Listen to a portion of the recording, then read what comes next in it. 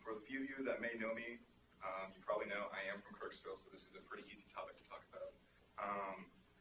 And before I get in, I just want to say when I was growing up, I didn't really see any signs that Kirksville was in poverty. You know, we had a college, we economically were growing.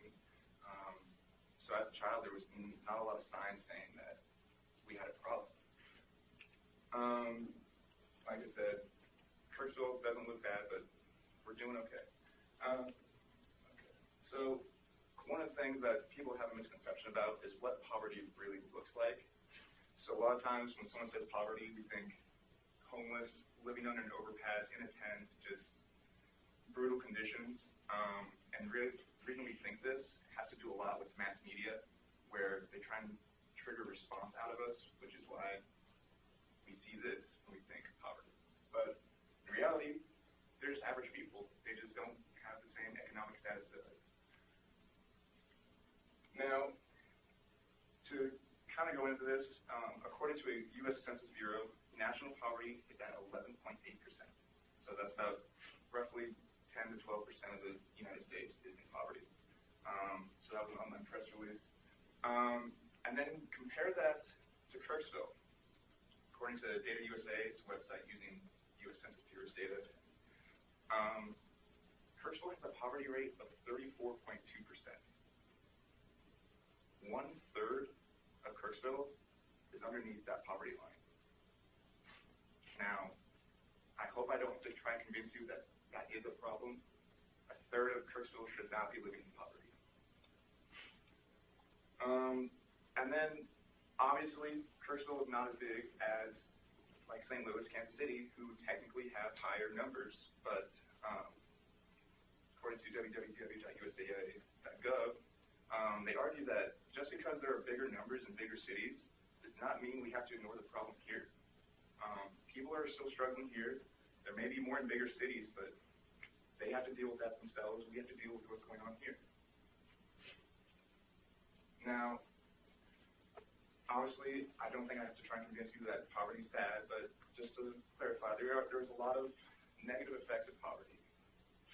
According to Ratcliffe and McKernan from the Urban Institute, children in poor families will not be as successful as their wealthier counterparts, which kind of makes sense. I don't know if any of you have done the next discussion board. We talked about a scrapper, and that's a perfect example where people who are wealthier are more designed to succeed in the world, whereas people who have struggled, poverty, anything like that, they have a harder time going through the world.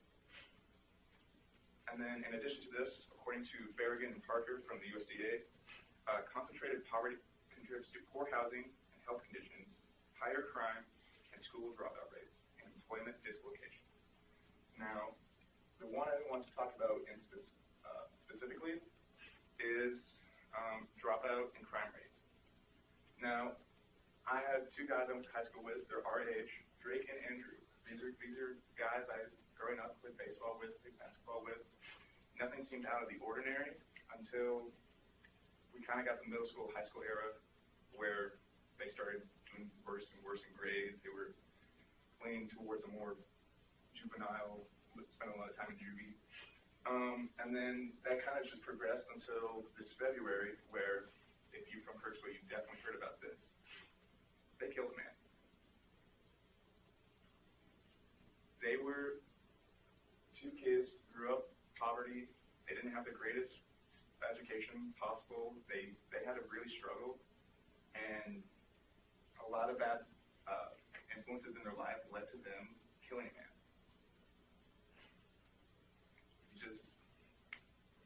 That needs to change. That can't happen. 18-year-olds should not be facing 40 years in prison.